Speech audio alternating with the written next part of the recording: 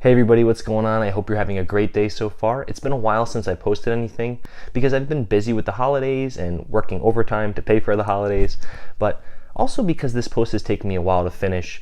This video is adapted from my blog post where you can read in the description below. Today I wanted to explain why I recently canceled my membership to the American Nurses Association, or the ANA.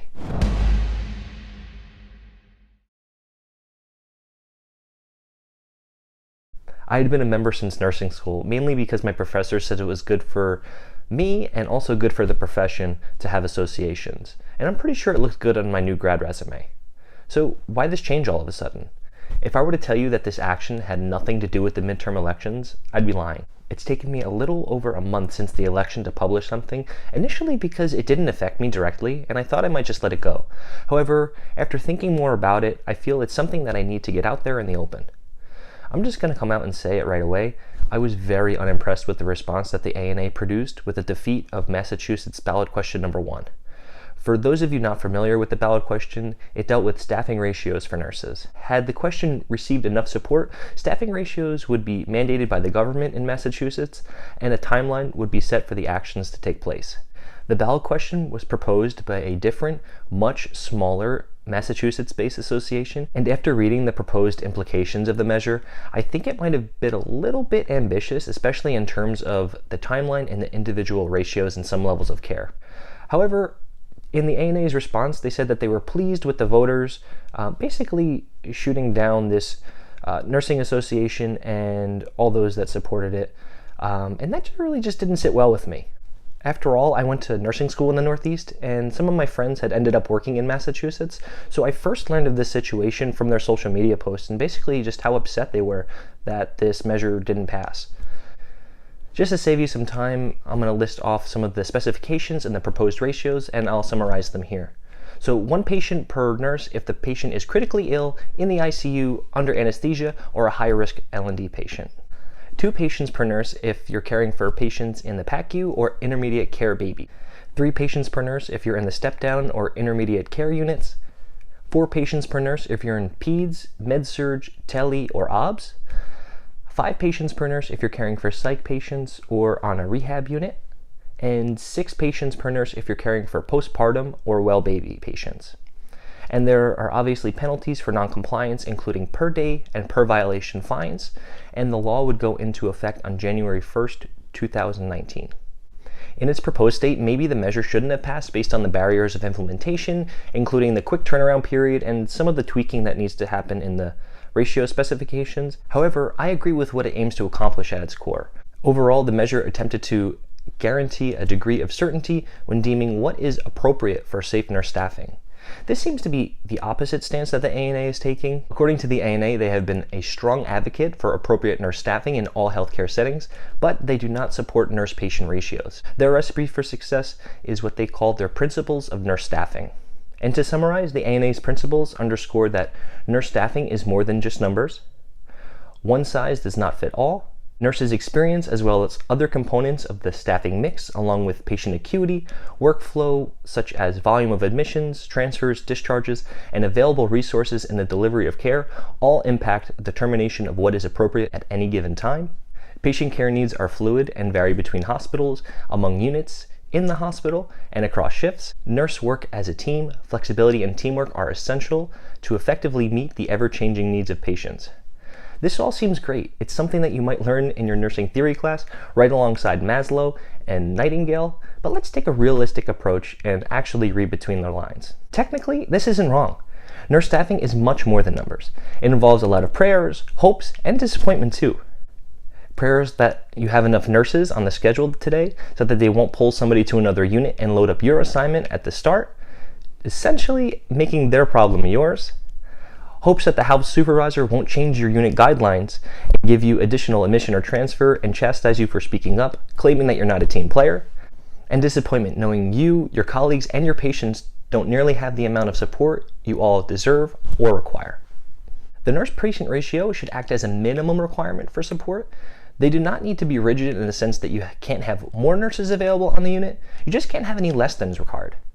Some might say, fine, we'll just make the ratios big and let the hospitals decide anyway. But then what's the point? They have to serve a purpose and be impactful in order to protect the well-being of the nurses and the livelihood of the medically vulnerable that we care for.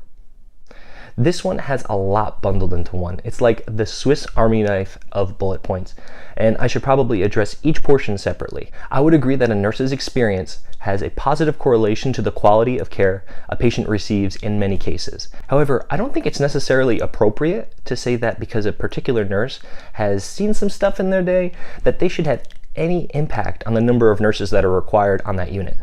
Although I can understand grouping more inexperienced nurses with more experienced nurses and have them serve as a resource and balance the experience on the floor, but what good is having that experienced nurse if they're too busy drowning with their patient assignment to even offer you assistance?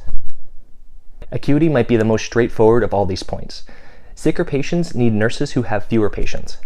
This leads to more patient care hours for them. Ratios are typically structured in this fashion with the level of care as the grouping factor. In a more macro approach, generally, ICU patients are sicker than step-down patients, who are sicker than telemetry patients, and so on. Of course, when using a magnifying glass and zooming in on the different levels of care and patient groups, there's going to be variations in acuity as well, but I would say to a much smaller extent. I feel as though the levels of care are an appropriate benchmark for assigning degrees of acuity. The workflow of admissions to a unit, admissions, discharges, and transfers, has a lot to deal with the access to hospitals, the unit's level of care, and the patient population. As a nurse, you may find yourself working on a floor where you're felt pushed to your limits and then well beyond. It seems at the very moment someone was discharged that there was another patient there to take their place. If you've never worked on a unit like this, you've been blessed by the nursing gods. However, I can't think of a moment where a unit that wasn't as busy in terms of turnover of patients would require less nursing staff to do their normal nursing tasks outside of those ADT functions. In times where the patient census isn't high, I can understand the need to allow people to leave early to save costs and avoid being overstaffed, but not at the expense of patient care. Okay, so a father with a heart attack in a rural community needs less patient care hours or attention than that same father if he were to have lived in the suburbs or the city. Patients have needs and must be cared for, period. If I have 7 telemetry patients and work 12-hour shift, each of my patients can only possibly get 1.7 hours of face time and care from me if I'm spreading the love equally. That number jumps to 2.4 hours if I have 5 patients and all the way up to 3 hours if I have 4 patients. Yes, at night, patients sleep, or we hope so at least, but medical emergencies don't care what time it is. We don't have the liberty to say, sorry, we're understaffed tonight. We'll get to it when we can. We don't have as many nurses on nights as they do on days. To a nurse, when teamwork and flexibility are used in the same sentence, they're on to you. They know that means against all odds and lack of resources and breaks and staff, find a way to make it work. Yes, teamwork is necessary when working alongside your fellow nurses at the bedside in terms of safety and to provide excellent care. It's also important when coordinating with other disciplines, whether that be physicians, pharmacists, therapists, social workers, all to improve the outcomes in formulating safe plans for care and for discharge. But please don't take our willingness and ability to adapt and hold us hostage with it. Now that I've actually taken the time to respond to all these points, I think I get it. I think I understand where their stance comes from. Nurses have fought a long battle to gain respect as a profession, a battle that's been complicated by the treatment of women in this country in a profession that has historically been female-dominated. There's a reluctance to forfeit some of that autonomy and decision-making process. There's a statement of independence, however, I also see dollar signs. I think it comes down more to the money. A teacher of mine once said, whenever a decision's made, always, always, always look to the pocketbook. I believe that many of these principles noted before appear to be sugarcoating the truth as well as an attempt to fabricate a facade of empowerment. Now, maybe I'm being cynical here, but then again, maybe not. Many of these individuals who are forming the official opinions and at the helm of the association are very far removed from the bedside. It makes sense that their viewpoints would more likely align with the administrations and the hospitals they operate. But I believe there needs to be an understanding that the daily reality of those nurses forming the policies and the systems are very, very, very different from those of bedside nurses who are the front line of nursing.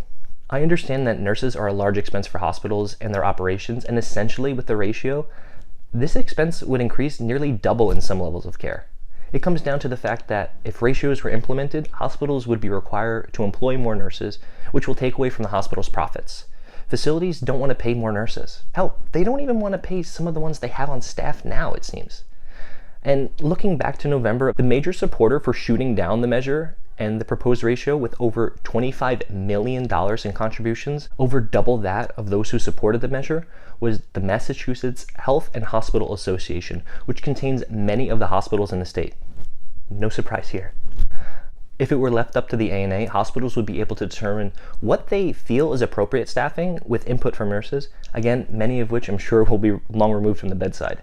But regrettably, nurses do need the support of government and their citizens because facilities and healthcare systems are failing them. It would be wonderful if hospitals could be left to self-govern and make decisions that would benefit more than their bottom line. However, that's just not the case. As things stand now, the conditions imposed on nurses are forcing burnout, mental breakdowns, and ultimately causing great nurses to leave the bedside.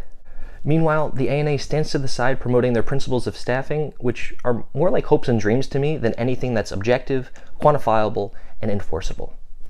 Nurses should have the desire to further their education as a personal calling and advance in their career. Unfortunately, instead of a personal calling away from the bedside to do something different, it's more like a sprint away from lack of support, unrealistic patient assignments, and constant fear of making mistakes from being spread too thin.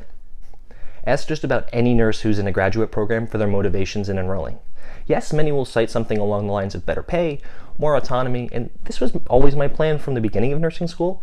However, I guarantee that the overwhelming majority will state, I just needed to get away from the bedside as their primary motivation, or at the very least, a very, very strong contributing factor. Please don't twist my words here. I'm not shaming those who advance their careers in the profession by pursuing higher education and climbing the professional ladder. That's not what I'm doing. However, I would rather this not be the only way that many find themselves with the possibility of retaining any sense of sanity and remaining in the field of nursing. Things need to change if nursing has any chance of being a healthy profession. It's fairly evident that this change will not come without the help of laws protecting nurses and their patients. Having worked in states with and without mandated ratios, I believe that these ratios are useful tools in promoting the safety of patients and the well-being of nurses, whether that be physically, emotionally, and professionally. For this to work, it's pretty obvious that a change will need to be somewhat significant, and health systems and hospitals will need to be leaner in their operations and tweak their business models a little bit. However, this isn't a discussion about that. I don't pretend to know all the answers. However, I think one of them, at least, is a mandated nurse-to-patient ratio, which will keep our nurses willing to work at the bedside, enhance the safety of patients and nurses, and allow nurses to give all of our patients the time, the attention, the dignity, and the care that they deserve. After the celebration of defeat for the measure in Massachusetts and the subjective staffing principles it promotes, it becomes apparent that the ANA and I do not see eye to eye. Nor do I feel that they have the best interests of the majority of nurses it represents at heart. And like a shark on ABC Shark Tank, for this reason, I'm out. What are your thoughts on this? I'm interested of hearing what you have to say, both in reference to the ANA and patient ratios. Am I overreacting here? Please leave your comments below or reach out to me on social media. I don't mind if you disagree with me, or anyone else for that matter. My only request is that you keep things civil and respect others and their viewpoints. Until next time, take care, be good.